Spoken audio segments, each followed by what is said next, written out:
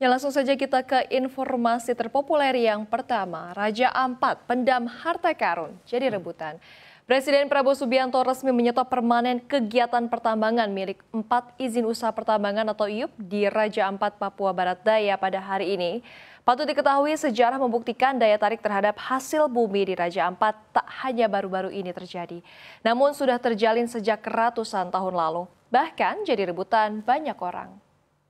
Raja Ampat adalah lokasi harta karun dari hasil bumi, yakni rempah-rempah, hasil perkebunan, dan perikanan. Hasil bumi tersebut sangat penting untuk eksistensi kerajaan-kerajaan pada masa itu. Siapapun yang menguasai kedua harta karun tersebut, maka dipastikan bakal sejahtera. Proses eksploitasi skala besar atas sumber daya alam di Raja Ampat secara umum baru terjadi pada abad ke-21 atau sekitar tahun 1930-an. Kala itu pemerintah kolonial Belanda sudah melihat besarnya potensi ekonomi di wilayah Indonesia Timur tersebut. Pada 1935, Belanda sudah melakukan pengeboran minyak di Sorong.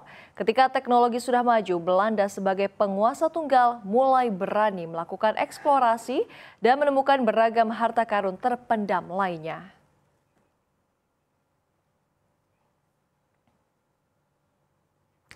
Dan informasi terpopuler yang kedua, Sekjen NATO beri sinyal perang dengan Rusia.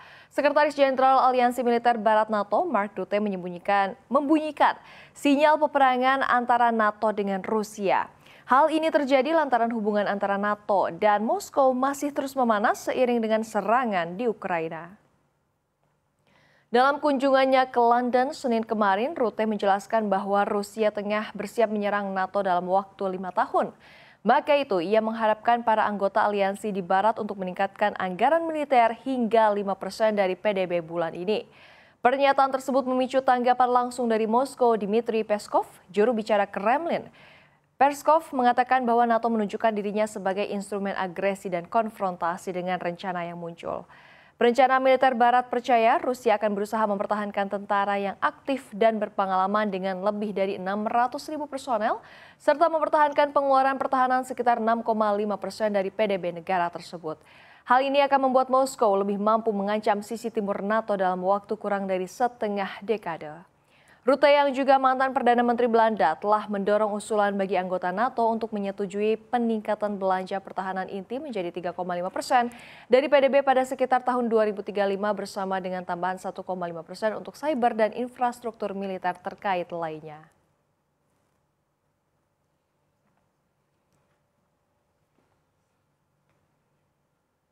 Dan informasi terpopuler yang ketiga, kerusuhan di LA memanas, WNI tertangkap. Kerusuhan di Los Angeles, California, Amerika Serikat memasuki hari keempat. Aksi protes tersebut yang awalnya ramai berubah menjadi bentrokan kekerasan di pusat kota dan wilayah Compton. Presiden Trump merespons dengan mengerahkan lebih dari ribuan pasukan National Guard dan ratusan marinir untuk memulihkan ketertiban. Namun hal ini mendapat tentangan keras dari Gubernur California Gavin Newsom dan Wali Kota LA Karen Bass.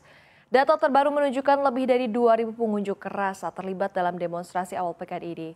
Hal tersebut menimbulkan puluhan penangkapan dan kerusakan properti termasuk pembakaran taksi otomatis tanpa sopir atau robot taksi milik Waymo hingga kendaraan LAPD. Puluhan demonstran berkumpul di dekat pusat perbelanjaan Wheeler Court di Little Tokyo, Los Angeles. Pengunjuk rasa melemparkan kembang api ke arah polisi. Sementara itu, polisi menggunakan granat kejut dan gas air mata untuk melawan para pengunjuk rasa di Little Tokyo. Beberapa demonstran bertahan di tengah gas, sementara yang lainnya berteriak dan berlari.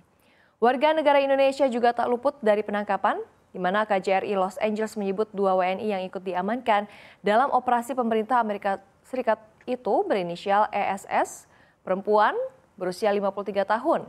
Serta CT, laki-laki berusia 48 tahun.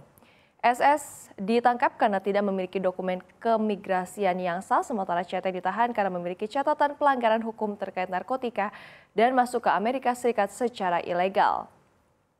Kemlu menyarankan agar WNI terus mengikuti informasi resmi dari otoritas setempat dan perwakilan RI. Diharapkan WNI tidak terpancing informasi yang belum terverifikasi.